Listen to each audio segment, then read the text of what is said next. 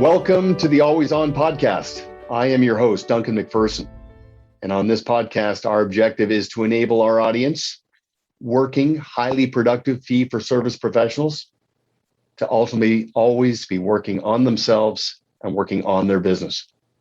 On today's podcast, I had a great chat with Ted Jenkin, a serial entrepreneur and a very high caliber financial professional, very well respected in the industry.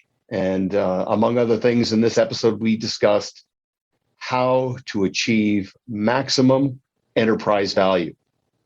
Remember, every business is built to be sold, and every investment of effort you make contributes to that liquidity event. If you like this podcast, please like and share and tell your colleagues. And of course, we would love to hear any feedback you might have. Thanks for listening. Ted Jenkin, a legend. Thank you for joining us on Always On. I've been looking forward to this conversation for a long time, especially because it's a continuation and a deeper dive into our last chat, the webinar where we talked about enterprise value and converting on a professional's life work to create that massive liquidity event when the time is right. So thanks very much for being here. Yeah, thanks for having me on, Duncan. Yeah, pleasure. And, I want to start off for people who are just getting to know Ted. What is your secret? Like, did you find a time machine? Because I don't know if I've ever met anybody who is as busy and has such a diverse portfolio of entrepreneurial pursuits. So what is the secret? I chalk it up to genetics, Duncan. That's what it is. It's genetics. No, I think it's, I've met a lot of entrepreneurs, and I really believe that the busier that you are, the faster a pace that you can run. And entrepreneurs, much like myself, tend to be very regimented in their schedules. So, I exercise the same way every day, Duncan. I have the same breakfast every day. And I have this rule, and I really believe it makes me healthier, faster, than most other people. It's called my no white space rule, Duncan. And that means that I tell my staff person, if I see white space in my calendar, even for me to go to the bathroom, it's a problem. Now, some people don't like that, but it keeps me at that race car-ish type pace. Relatable, but the only difference is I don't get to tell anybody anything about white space. They actually control it, and I just do as I'm told. So I admire the fact that you seem to still be at the helm there. Now, as a race car analogy, how close to red line do you feel you are? Well, it depends on the week. If I'm traveling and I have to go from airport to hotel, I can definitely feel on that red line. But most days I really don't. I really believe, your capacity as an individual, as you expand your comfort zone, you expand your box, you're able to take on more stuff. And I do believe if you hire the right operators to operate businesses or other parts of your business, then you expand your box to be even bigger. And so if people think it's just me, the truth is, Duncan, that there is a legion of tremendously helpful operations people and salespeople that I have underneath me that do a lot of the hard, heavy lifting. Yeah, and I've been on the receiving end. You've got an incredible team, and they're very bought in. It doesn't seem like they are employees. They feel like they're really vested in the enterprise. They take a lot of pride, and they try hard. They respond quickly to emails. They focus on very precise execution. So clearly you've created a culture of not just speed and urgency, but also that precision. So very admirable. So we are going to talk today about time and how you give people the gift of time. We are going to talk about entrepreneurship. I, was talking to my niece not long ago, who's in an entrepreneurship program in college. And she asked me about my origins. And I just said, look, I never wanted to get a job. I wanted to create a job. And I wanted to create jobs for others and build something. And it's funny, along the way, I heard a great definition for entrepreneurship. And somebody said that it was a French word for somebody who worked at home in their underwear, which is kind of funny. But really what an entrepreneur does is they want to build something and they want to create scale. And ultimately, they want to run a business that serves their life, not the other way around. And I know that you have entered into a stage in your life where you have a mentor protege dynamic. We're going to expand on that too. But any mentors that you had early on? I did. No, listen, I was very fortunate in my first career in financial services to have two bosses. One of them, a guy named Larry Post, and he taught me a lot about the value of outworking your competition and the value of thinking big. And sometimes we get this as kids from our parents. I did not. But I was very fortunate to have an initial mentor in life, my early working time as an adult, who taught me the power of thinking big. And at that time, Duncan, when I started, thinking big was like, hey, kid, if you just do everything I tell you to do, within 2 years, you'll make $100,000. And I thought in the early 90s, 100,000 felt like $1 million. But he really taught me those values. And still today, there are a lot of those values and phrases and sayings that he taught me that I still carry with me. Yeah, you're at that stage in your life, you're very impressionable. And I can relate to that too, because I still have just an absolute command for some of those early teachings. And again, like in your case, they weren't just all related to technical ability. They spoke to sort of the autodidactic approach to always on, working on yourself personally and professionally. And I know you personify that. At what point, was it early or a little later, where you realized that professional contrast did not just stem from your technical ability and your core competency, but there are all kinds of other dynamics that you had to pay attention to? Well, I should have known this when almost every year in my management job with American Express, I almost got fired every year.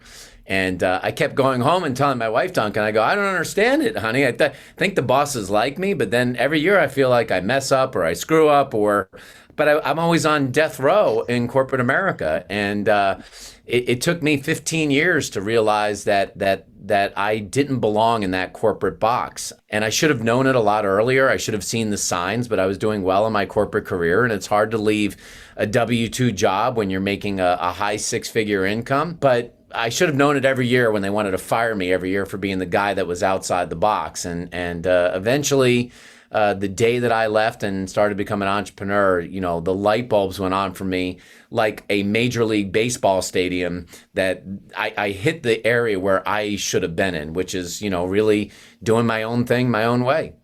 Yeah, I'm sure there was a time and a place for that Jack Welch maxim about firing the bottom 10% every year and just creating that sense of fear. But yeah, that is one thing about the corporate environment I wasn't a big fan of, is that I think, fear can be motivating, but it also can be suppressing. And in the pursuit of, self-actualization, I think environment's it's a big driver there. I wanted to ask you, because you are so entrepreneurial in your focus, you're in Georgia. Tom Stanley, author of The Millionaire Next Door, is from Georgia. For many financial professionals, that is the ideal client, right? The first generation self-made business owner, professional, executive. Nobody gave them anything. They've earned it, the proverbial 25-year overnight success story. In the spirit of the law of attraction, do you find that being an entrepreneur makes you more attractive to an entrepreneurial client? Oh, 100%, and I can tell you this because I remember when I worked for corporate America, Duncan, trying to Google myself, and I found nothing. And I started to ask myself, do I even exist? And it dawned on me that when you're a corporate SVP, EVP, largely you're a ghost. You're a cog in the machine. And what entrepreneurs are really attracted to are people in their community especially, that are focused on building businesses that help the community. You add more jobs, you sponsor little leagues or concert halls. You're involved in the festivals and fairs, and when you become a public of local matter, a person of interest in that local matter, other entrepreneurs are attracted because they're all trying to strive for the same thing. And so I found once I became a local entrepreneur in Atlanta, I very quickly met other entrepreneurs. And yes, they did want to use me as an advisor because I could utterly relate to their situation, where I think a lot of W-2 people that work for brokerage houses doesn't mean they're a bad advisor. They're probably great advisors, but they don't have that same kinsmanship that I had with other entrepreneurs. Well, I think part of that is also because something that's very attractive is you think about some of that, what goes into the X factor: resilience, grit, self-motivation, vision, and it's palpable. So back in the day, especially in that interlude between corporate and entrepreneurship, I'm sure there was some adversity. And I'm sure that served you well. But as I've said to my wife, adversity is only cool after you've overcome it. Right? While you're in it, it is not fun. But how did that work out for you and serve you? Well, look, it was scary as hell running a business, and I quit $1 million job to go make zero. So you try to explain that on the home front, it's not so easy. But I can tell you, I really learned one of the biggest lessons as an entrepreneur. And it really got me thinking about what it means to be a business owner through mistakes that I made. And when I was a year into the business, my payroll company, and I thought I was doing the best thing. I hired a payroll company that was cheap, and they said they get it done easy, fast, and quick. Well, it turned out to be a payroll company that absconded all of my money, all of the payroll taxes we paid. I never knew that a payroll company had to be bonded and licensed and all these other things. I just thought a payroll company took your payroll and sent it to the IRS, and we lost $40,000 that we had to pay to the IRS twice, really. We paid it once to our payroll company that stole it, and then once to the IRS. And, you started to really learn not only what to ask yourself, but like truly becoming a business person. Until you get sued or you lose money, you don't know what it's like to be a business person. You really don't. And I learned quickly how that looked like from losing that money. And I learned to ask entrepreneurs about other questions like that. Not this stuff we see on TV with the Shark Tank, like, I'm going to sell my company for $5 million. It's the grind of like, well, what do you put in an employment contract? And, what should my policy handbook say? And what payroll company should I hire? And a lot of entrepreneurs like myself, we just learn the hard way, Duncan. You just, you get pounded. Well, and again, the distinction, I mean, corporate America, the corporate environment is a good fit for certain people. But again, that entrepreneurial client, they don't want to surround themselves with people who operate in a world of theory, that get caught up maybe in some of the pettiness of political maneuvering and things like that. They want authenticity and they want experiential wisdom, right? Not just knowledge. And it's funny, I had a really powerful moment with my wife a couple of days ago, because my wife, her mantra for me is, I'm always right eventually.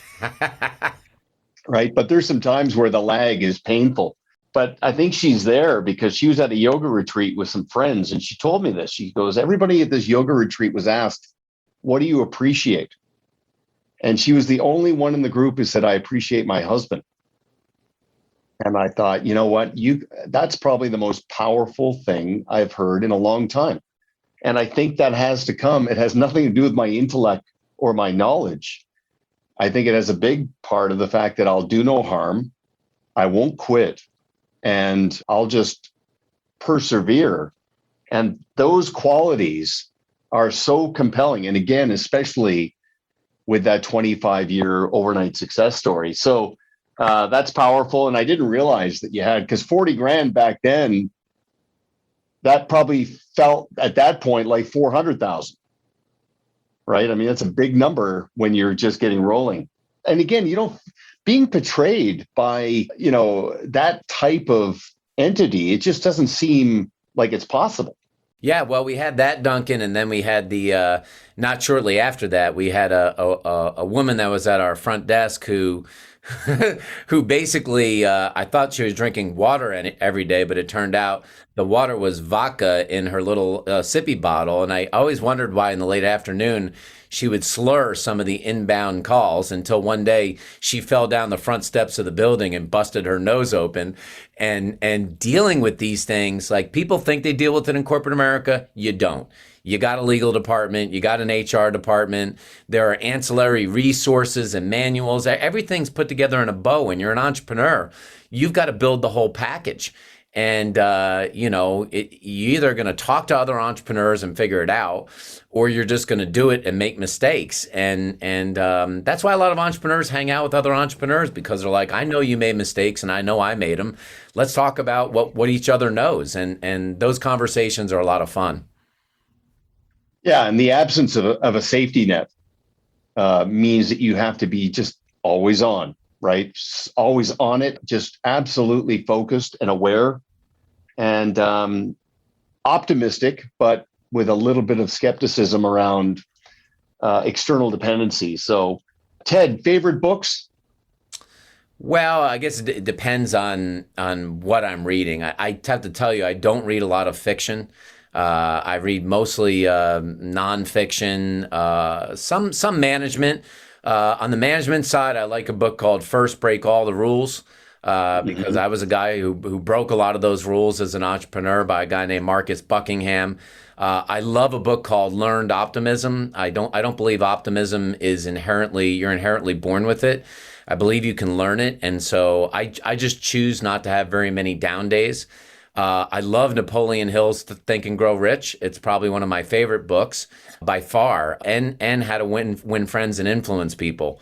These are timeless classics that I'll read every couple of years. But I mostly will read nonfiction now because I do a lot of TV stuff. I read more stories every day than I do books. I'll read a handful during the year, but those are some good ones. Yeah, those are all great books, and I do on the practical and the quantitative and the skill development. But yeah, as I get a little older, I started embracing like The Count of Monte Cristo.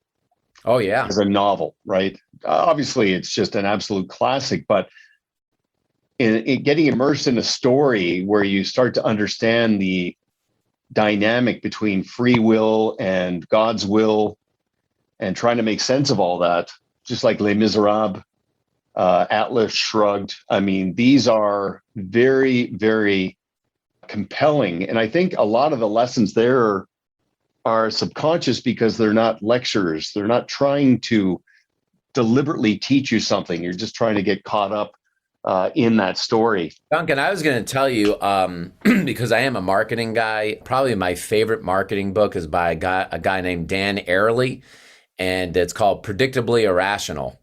For any advisor that's listening to this or watching this, Predictably Irrational is a great book because it helps you understand the predictable nature on how people make decisions on anything and why they're always irrational, and in the way that you price your services and how you market yourself, you could be favored in terms of the way you run your business if you read that book. And I love guerrilla marketing. It's the military guerrilla marketing, but I'm a guerrilla marketer by nature, and I probably always will be. That's powerful. I had not heard of Predictably Irrational, but just the way you described it makes perfect sense. And it's interesting. You talk about learned optimism. That's a fascinating study. So is learned helplessness. Yeah, that's true. Right. And that, I first learned that the metaphor was when I think it was in India, when a baby elephant was born. To convert that to a beast of burden, they would tie a rope around its back right leg and fasten it to a spike. And it would try to get away, but it would tug and couldn't move. Then as this elephant becomes this immense creature, as long as it's feeling that cord around its leg, it doesn't even try, right? It's just been imprinted. And I think that's a fascinating study. Learned optimism, we have to be, optimistic as entrepreneurs, but we also, to your point about what predisposes people, why they make decisions, why they don't. Learned helplessness is a fascinating study too. But I Yeah. just, Aren't you a Rush fan? Are you a Rush fan? The oh, band Rush? please, Right. So Canadian, then it's like if you choose not to choose, then you've made a choice, right? come on. I've got a tear in my eye. I'm going to go listen to Red Barchetta after this. Yeah, don't get me started on Rush. Okay. Geez, what a curveball.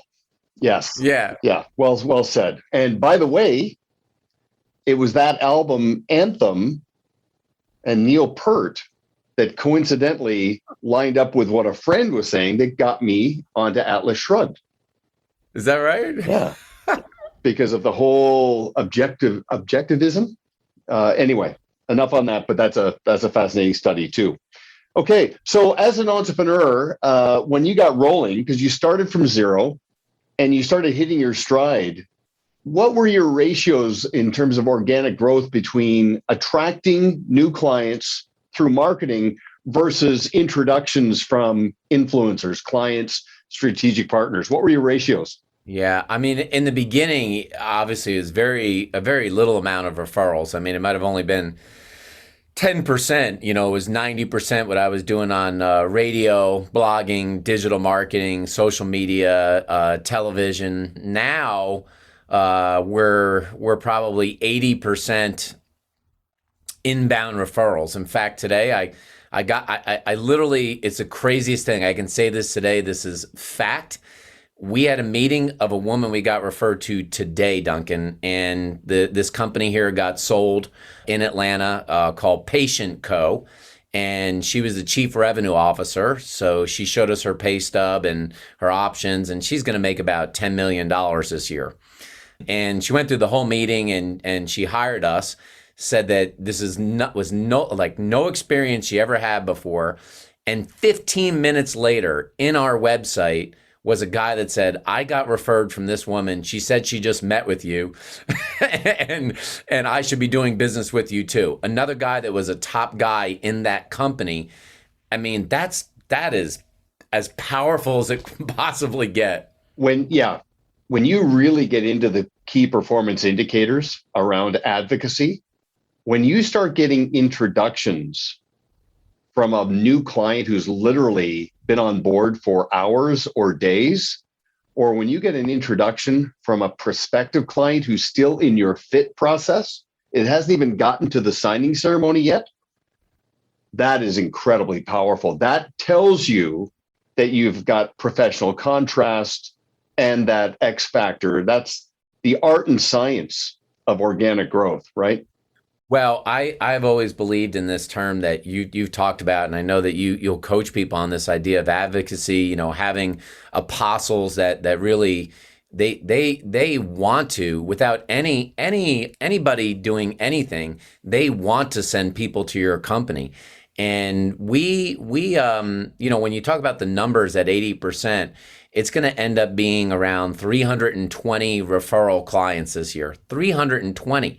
And it's just remarkable because of all the things that we do, and it has zero to do with money management. Zero. Nothing. I don't cite not one referral, but it has to do with the brand and the way we position ourselves and our service and our care and concern for our customers. And that makes them want to tell our story because we have a story. Okay, but I wouldn't say it's zero. I'm sure every prospective client is vetting you before they meet you, and they're coming to their own conclusions as they kick your tires that you've got the technical goods.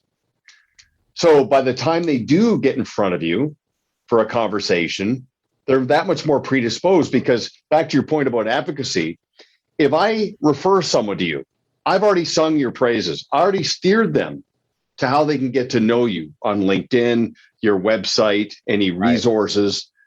The strength of my endorsement, it primed the pump to such a degree. By the time they're working through the relationship cycle beyond trust to action, Now they want to know about how being around you makes them feel as they start to look down the road at the lifetime of the relationship. So I would agree with you. It's zero when you're in front of them because it's already been addressed.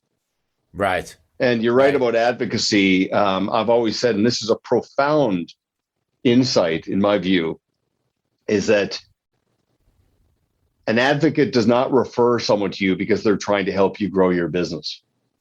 They feel they're doing the friend a disservice if they don't make the introduction because of the unmet needs and the problems that need to be solved. And they see the alignment of interest, they see the introduction, they make the introduction rather, and they expect nothing in return.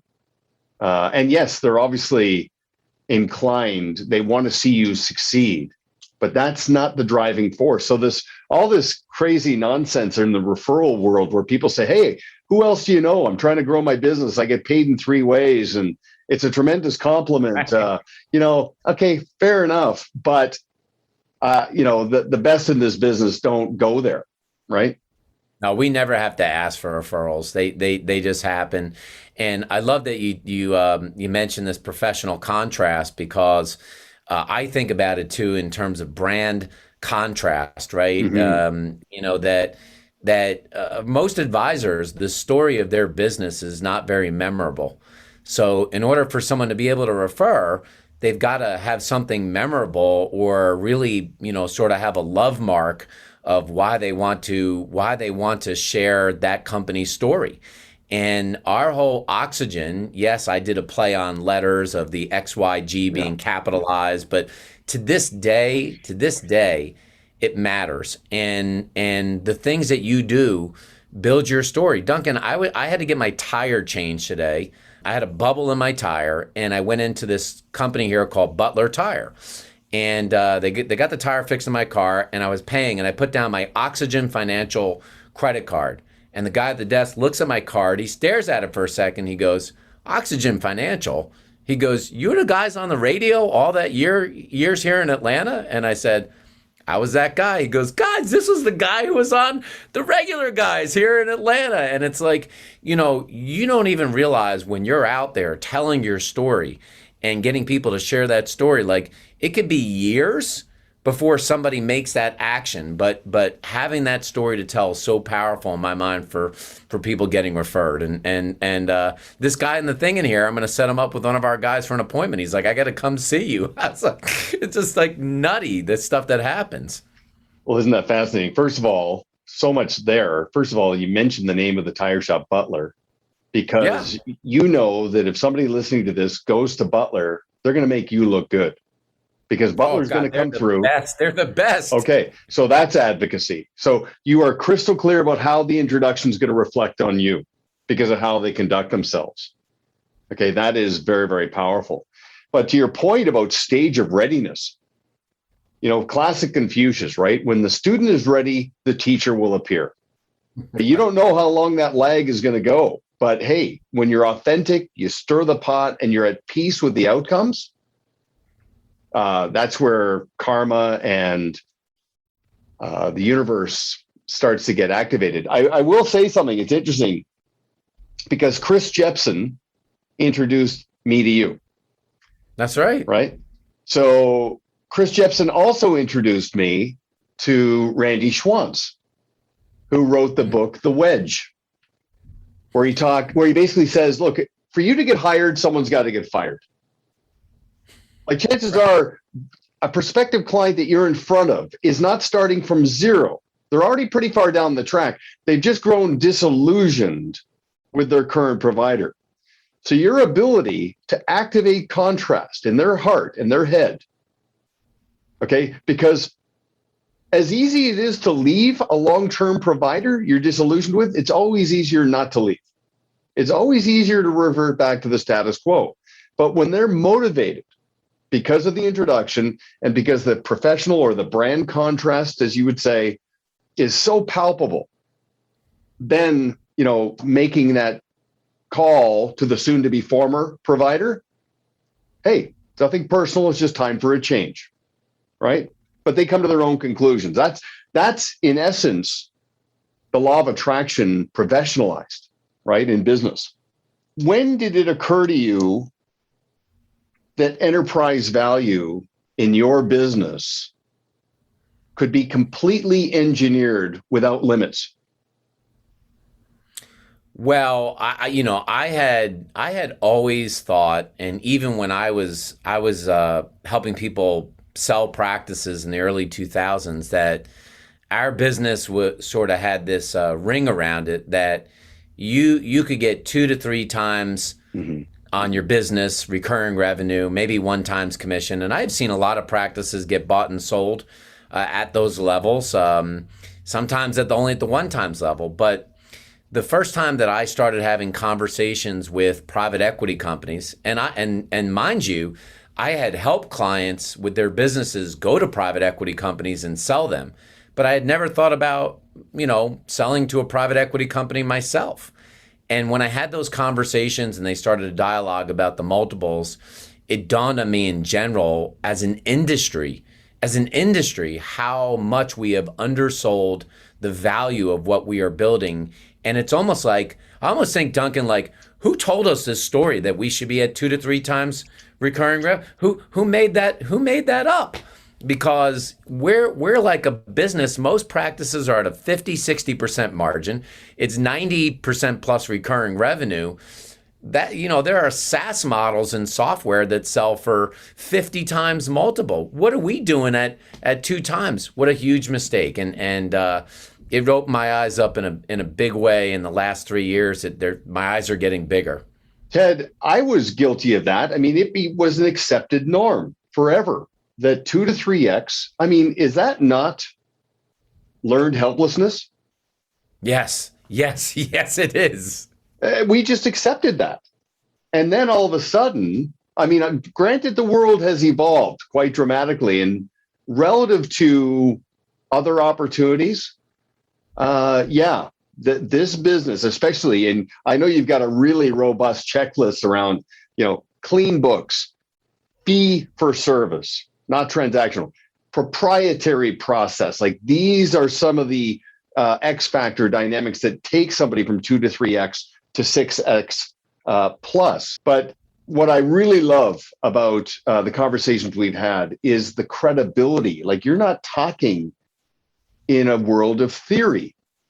No. Like, on multiple layers. First of all, another accepted norm was, if I'm a financial advisor and I built a business that eventually I want to entrust with somebody else and I want a liquidity event, the assumption was the only buyer was another financial professional.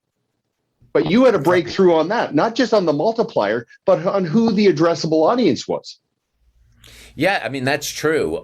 We had a big private equity firm called Warburg Pincus that basically bought our broker-dealer, and the company had started a new division there called Blue Spring, which was an M&A division. And they said, "Hey, would you think about, selling your practice?" And I thought at the time I wasn't really ready to sell all of Oxygen because it's kind of my baby. But I sure wouldn't mind getting out of the day-to-day of just sitting with clients and having to talk to them about their portfolios. And I said, yeah, let's have the conversation. And then when they went through it, they said, I realized how important it was to keep your books. Fortunately, I kept good books, but a lot of advisors, their books are messy. They're not even done in QuickBooks or somewhere that's easy to compile the data. And when they came back at multiples that were at that super high number you were mentioning, I thought I must have been like on candid camera, that, what, this can't be right. Have I been living in a foreign country? And sure enough, I was like, well, lawyers look at it, and I did, and I'm like, what's the catch? And there really wasn't a catch. And when I made my own transaction, it's part of what I feel like in this industry. I'm that person out there today. I wanna help other advisors achieve their dreams as well. And, whether they do it with me or they don't, let's help educate you about the real world if you're going to do something. To position yourself as a subject matter expert while efficiently creating professional contrast in the eyes of your prospective clients, strategic partners, and ideal clients, deploy a podcasting initiative using the turnkey process developed by Proudmouth. Learn more at proudmouth.com. Well, that's a perfect segue, because not only did you crack the code on the B2C, right, the business to client organic growth model, and you saw a tremendous outcome there. Now you've made the shift in terms of a mentor protege dynamic to the B2B world, where you are helping financial professionals not reinvent the wheel and replicate or even better your success. And funny you should say foreign country, because you're even stirring the pot up here in Canada as well. But so you're now a merchant of multipliers, right? I like that. Yeah. Well, Well, put that it'd on be my business card. thought-provoking if nothing else. Like, what is that? But so you've taken your experience, because you're right. I mean, somebody hears 6, 8, 10x on their life's work. That's going to provoke some instant skepticism. I mean, people want to believe, but they're going to be disbelieving. But you've done it. And now, in the spirit that you're a serial entrepreneur, that is an enterprise that you are driving, where you will show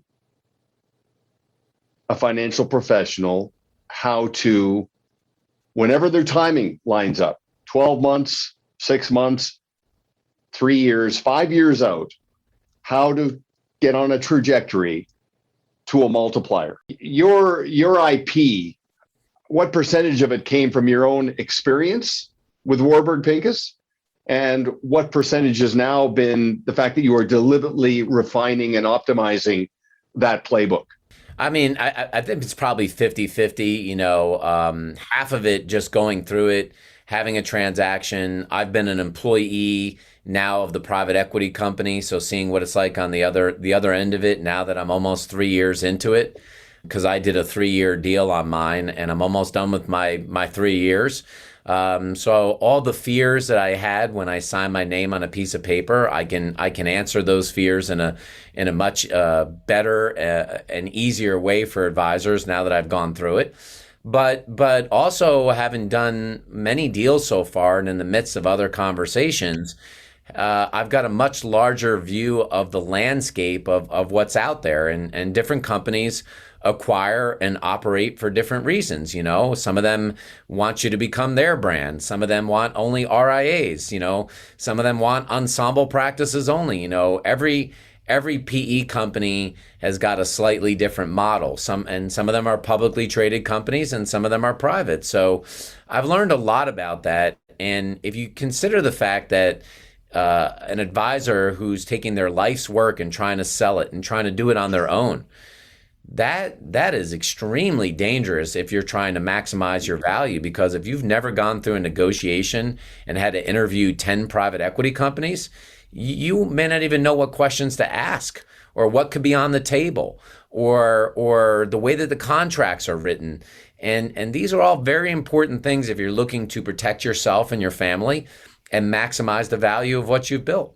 Not unlike trying to sell your house on your own. I mean, as soon as you get into the weeds, and especially at that point between intent and consent, you got the emotions, you got the complexity, and there are a lot of things that go sideways. And so your process for engaging with an advisor and navigating them through, because here's the thing, and this just occurred to me, as a contrarian, there's actually 3 profound distinctions.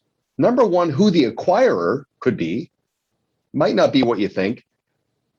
Number 2, the multiplier possibilities, probably more than you thought. And number 3, you don't have to leave. You don't have to ride off into the sunset. You can stick around. And as you and I discussed in that previous webinar you and I did, the liberation that experience created for you, you've probably never been as effective at what you do since you've been after that transaction. Is that safe to say? Oh yeah, yeah, and happy too. This some of the happiest times I can remember in my whole life. Just where I'm at right now, not only professionally but just personally. Obviously, financially, I mean, if I don't want to come to work again, I don't have to. But I'm coming to work because I want to leave a legacy in this industry. I want to make a change on people's lives. You know, I want to help more people. I've always had this philosophy of I call it connecting without expecting. It's one of my favorite phrases because I want to help people, and I don't want anything in return. You know, it all works itself out in the end, and so there are a lot of people that may listen to this, or they were on the webinar you and I did, or heard me somewhere else and took my ideas and they made a lot of money on it, and good for them. I'm happy for them. You know, I help somebody do better. It's not everything is a tit for tat, right? But there's no question about it that it's the best headspace I've been in my whole life. Yeah, notwithstanding everything that's going on in the world, not a lot of people can say that right now. I mean, here we are, we're in the tail end of 2021, probably the most bizarre force majeure I've ever experienced. I'm sure you as well.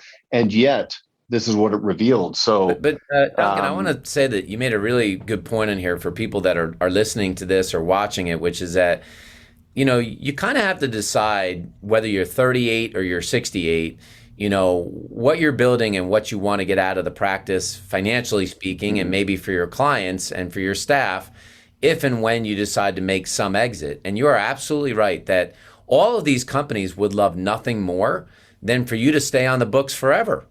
There's only a few of them that might say, we want you gone in a year or 3 years, but most of them, they don't have to buy your whole business. They could buy part of it. You can still maintain majority if you want to. And if you want to stay on for another 10 years, great. But a savvy entrepreneur, which I think a lot of financial advisors are not, Duncan. And I say this knowing a lot of financial advisors are going to watch this. I think they're probably great as a practitioner, but not that savvy business-wise, is that you have to know, just like you would tell your clients with their own stock in publicly traded companies, when's it time to change your asset allocation? When's it time to de-risk a little bit and take some chips off the table? And you need to know that yourself. Because, you know, money doesn't just grow in perpetuity like this forever. Stock market's going to not run like this forever. Interest rates may never be this low again. Liquidity may never be this high again. You know, you have to factor that all in as a business person. And Duncan, it's part of why I did what I did. I didn't escape from all my business ventures, nor did I escape entirely from oxygen. I just carved out a piece of my business and sold it because it made perfect sense to me for a lot of reasons to de-risk. All right. And I wasn't enjoying it. That helped too. But you know, you know, as a business person, you have to think of that. And I think when you do, you become a better advisor to your clients because you can tell them, I did this, and let me tell you why it makes sense for you. And that's why a lot of business owners come to me in Atlanta now.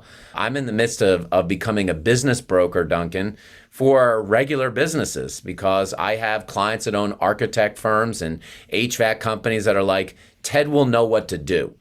Will I always? No, I don't always know what to do, but they trust me that I will figure out how to get it done and get it done in their best interest. And I will. And that's, I get so fired up every morning getting up and doing this because of that. Well, you think of that old cliche, the shoe cobbler's children have no shoes. You're right. The most enlightened financial professionals run their business like a business, but they're also lifelong planners, not just for their clients, but for themselves, their own team, their own legacy, and not reinventing the wheel. This is all a form of risk management because, you know, I've always been so optimistic, but then I heard Clint Eastwood say, a man's got to know his limitations. So then around that time, I saw Andy Grove's book, Only the Paranoid Survive. Yeah, I love that book. And I'm thinking, I'm not paranoid, but this guy seems to have figured a few things out. Maybe I need to understand that side of the mindset. And not unlike managing money, if risk management and asset management are not completely hand in glove, then the plan is flawed. Yeah. So what you're in essence saying is maximize the the management of the potential sale of this asset, probably the most substantial asset you own, and understand the risks that are involved in that to maximize the outcome. And it's a self-fulfilling prophecy. Design it and define it in a way that serves your life, right? That's self-interest in terms of purity of capitalism that I think I've ever heard. So let's keep going here. So let me stop for a second. If somebody listening in is at a stage in their life where they're looking down the road, saying, okay, I love what I do, but I should probably get out in front of this, then you need to speak with Ted. It might not go any further than just an initial conversation, but just have that chat around some of the things you need to consider: blind spots, gaps, and motivations.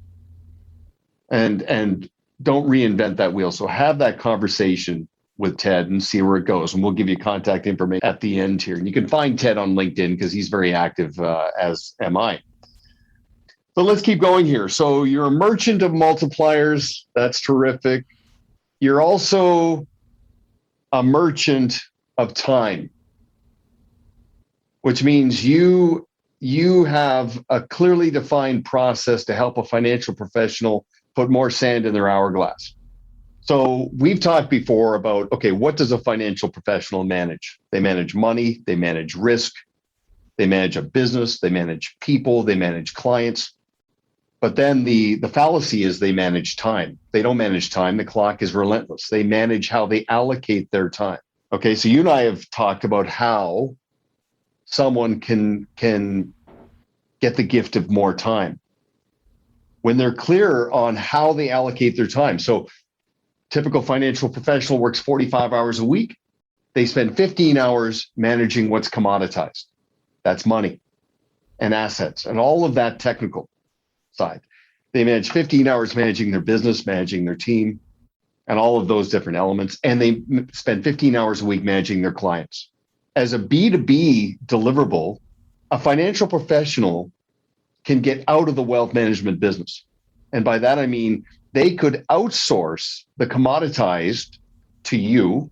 You would elevate their client experience because you've gone so far beyond this sort of households and holdings models.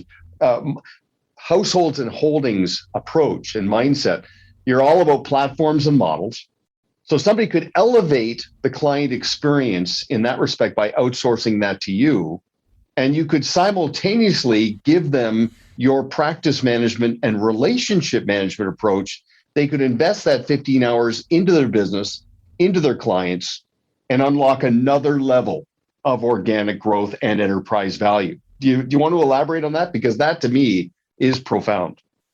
It's interesting. I talked to an advisor the other day who was interested in selling their practice, and I never heard of whatever stock picking method that they have before. It was some weird method, and they said, well, somebody would need to learn my method or it wouldn't work. And I said, hey, I'd just be honest with you. You're going to have a really hard time selling your practice. And the longer you do that, you're going to devalue what you own. Because when it's so specialized like that, nobody's going to want to buy it because they're going to have to change all of your clients to whatever they're doing. So I learned after a while, we came up with a very simple model. We call it part Warren Buffett, part Jimmy Buffett. And the Warren Buffett is sort of our buy and hold piece because that's his favorite time period to hold forever. And the Jimmy Buffett says it's always 5 o'clock somewhere. And Duncan, I went to a very large company based out of Chicago who has very, very successful CFAs called First Trust Portfolios. And I said, hey, you guys have the number one rated economist in the United States, a guy named Brian Westbury. And I said, how would you feel of like helping me build models where I can leverage your CFAs so I don't have to hire 2 of them? We can co-brand our own model through First Trust. And then I don't have to worry about the money management. And you know what their answer was, Duncan? They said, we would love to do that. And we went through it so everything didn't feel proprietary, if you will. And it's great. Clients love it. They love the story. We have access to the CFAs. We have access to a company that's really aligns with our values. They're very innovative and creative with the products they bring to the marketplace. I happen to really admire and respect the CEO, and it's been a great partnership. So we manage those models for clients. They created us qualified and non-qualified models. They help us rotate it on a quarterly basis. But am I technically managing the money? No. Do clients care? Actually, they like it, Duncan. Not only do they not care, they like it that there's sort of like a check and balance with a money management company that works in conjunction with our thought process in creating those models. And it has worked out fantastic. It's been amazing. Well, the thing I love, obviously, about that branding is instantly it would resonate with someone. Like if I'm a client of yours, Ted, I don't need to know everything you know. I just need to know that you know. And when you speak to me in a way where, okay, clearly you've got the blue chip technical ability, but money is a means to an end. You're speaking to my aspirations. And then through affiliation, obviously, with a firm of that caliber, it just puts me at ease. And it's not promissory on performance. It's promissory on an experience. This is what it means to be our client. This is our mindset. This is our philosophy. This is our approach. So what's interesting is, so this is a conduit. This is a bridge. So let's say I'm that 38-year-old financial professional. I'm not really thinking about enterprise value. I'm not really thinking about a liquidity event, but I am going to buy into Covey's begin with the end in mind. I'm going to buy into the fact that, okay, every investment of effort I make contributes to my enterprise value and all of those force multipliers. So this is a conduit for them. It's a way for them to test the waters with Ted Jenkin. I might empower you in 10 years to help me sell my business or take some money off the table. But in the meantime, I can outsource my asset management to you, your clearly defined collaborative approach. And so now you're a merchant of liberation. You're liberating me to invest more into what's proprietary, not commoditized. And along the way, you might give me 52 3-day weekends. I can work on my life, work on my relationships, work on my other aspirations. That's pretty powerful. I think so. And I think long term, as the industry is evolving, that if you think about a poker hand, your aces are in advice and service, not in money management, right? And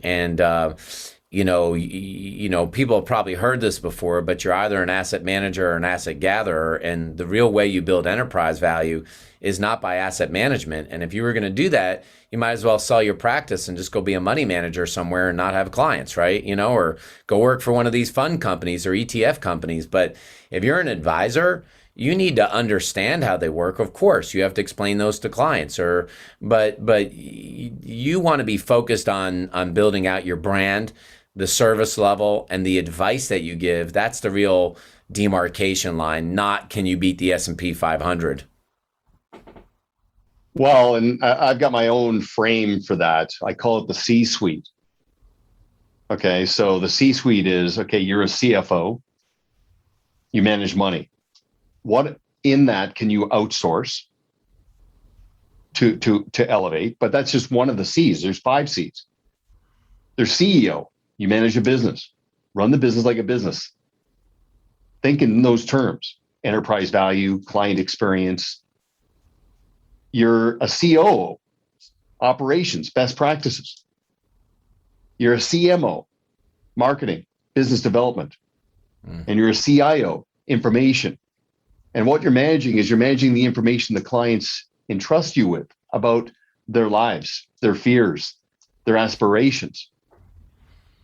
The advisors that crush it treat all 5 of those C's with the same level of importance. And to your point, and I wanted to mention this around outsourcing. So the scar tissue from the payroll company, that's long healed. So your aversion to outsourcing has Oh no, been addressed. I outsource, but I'm still bitter about it. So too soon. No. It's yeah. Well, it's still better, but I mean, we make a lot less mistakes today. Let's say it that way. Well, again, what happens to us makes us, right? So that, I've said to people I know that I had to go through my adversity to get anywhere near self-actualization. Plateau avoidance is something we're all mindful of. And sometimes those speed bumps or those valleys, they need to happen to propel us. So the concept of outsourcing, are you at a point with oxygen on the organic side? Have you maxed out on the outsourcing? Have you figured out all the different things that you need to outsource so you're not having anybody on your bench major and minor things or transacting in things that they shouldn't be doing? I mean, I'm sure there's more things that we can do over time. I mean, we haven't outsourced planning yet. I've looked at a bunch of those models for somebody to just crank out the financial plans, but we still do those in-house. The marketing has pretty much got itself set. The money management is set. I don't really think about that at all.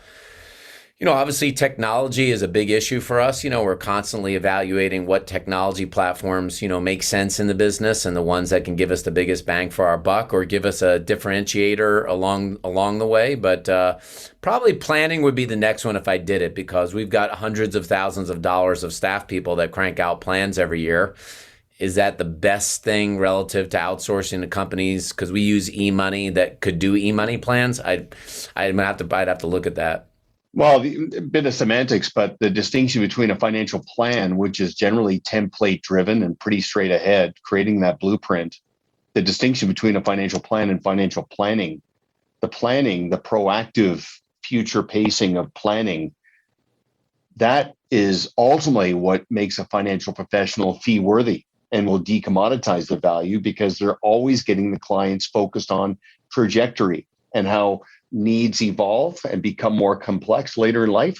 We're out in front of that. So perhaps outsourcing the plan fully and completely can liberate to go deeper into the planning, the goals-based planning and things like that. But you bring up an interesting point.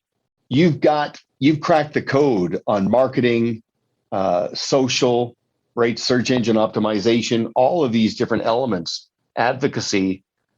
So if I'm a financial professional listening in, I'm in the peak of my life, but maybe I'm cresting a little bit. They could ultimately draft in behind you to adopt all of these different procedures along the C-suite. So they're not working harder. They're not spinning their wheels.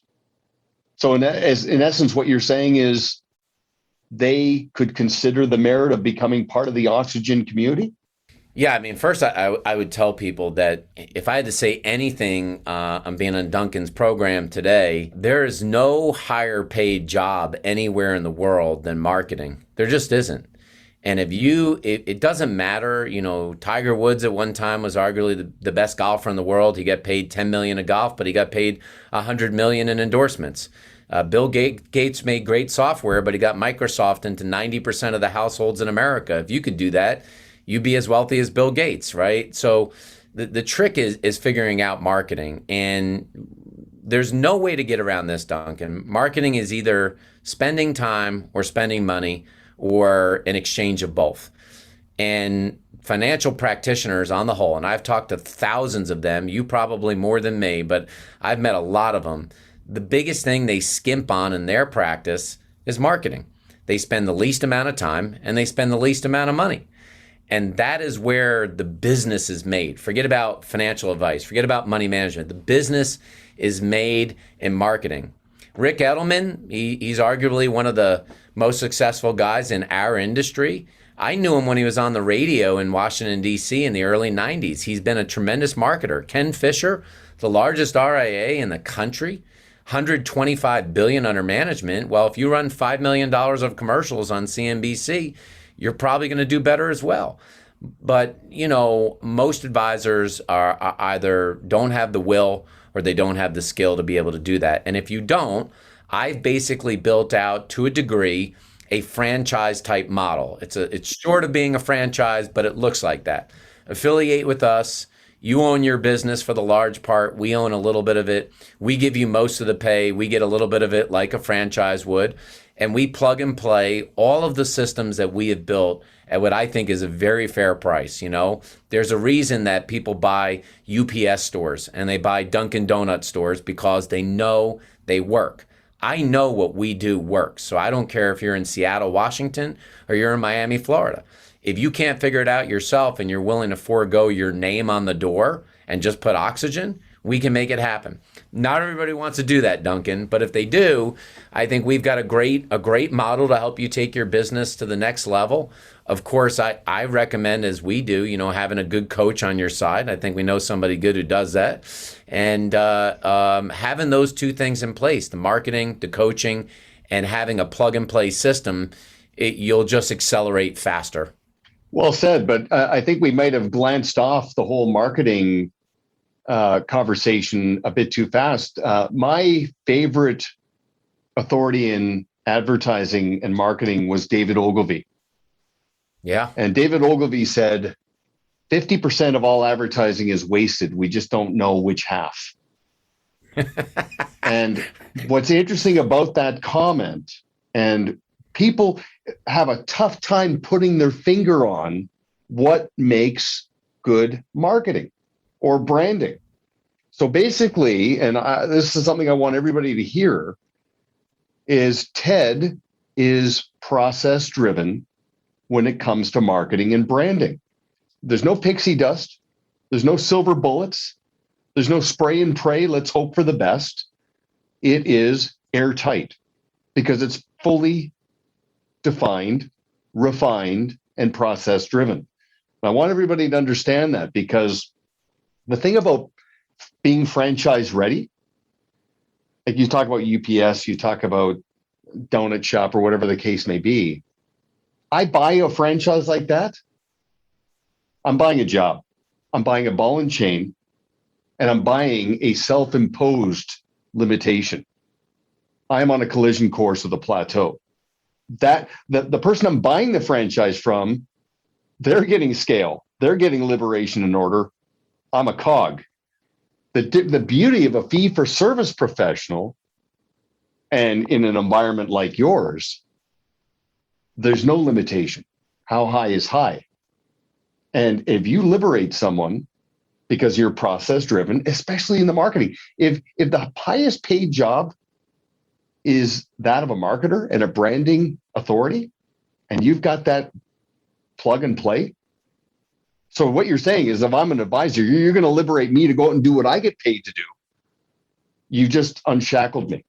Yeah, I mean, I think so. In our system, even think about the podcast we're doing today. For an advisor to pull off a podcast on their own, it's very, very difficult. I built a turnkey podcast that we're just about to launch in Denver and Savannah and our offices as well. But it's an entrepreneur podcast, but it's the greatest biz dev idea I ever came up with for entrepreneurs.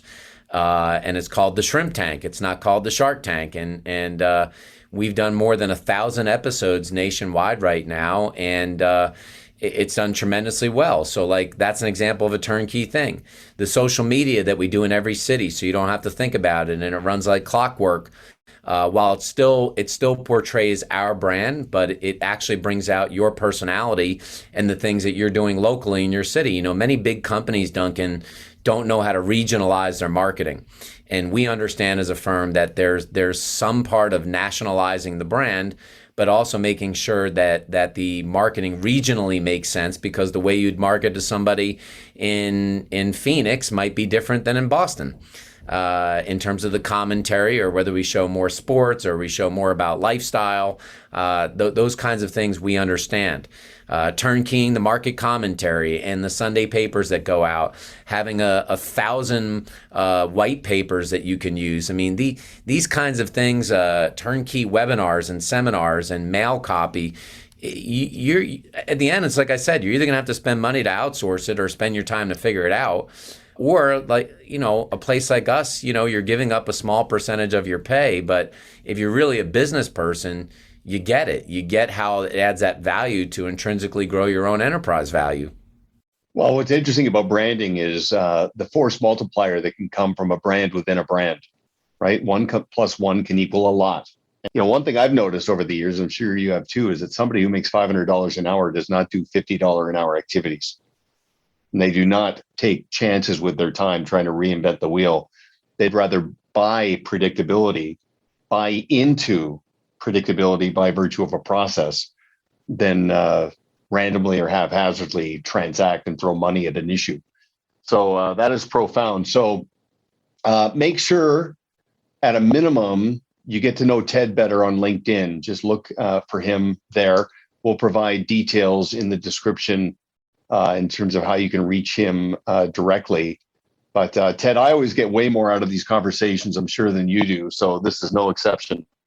So thanks very much for this. And I'm sure we are going to pick this back up sooner than later. So thank you very much for your time. Thanks, Duncan. A lot of fun. Good luck to all the advisors out there. We're in such a great business.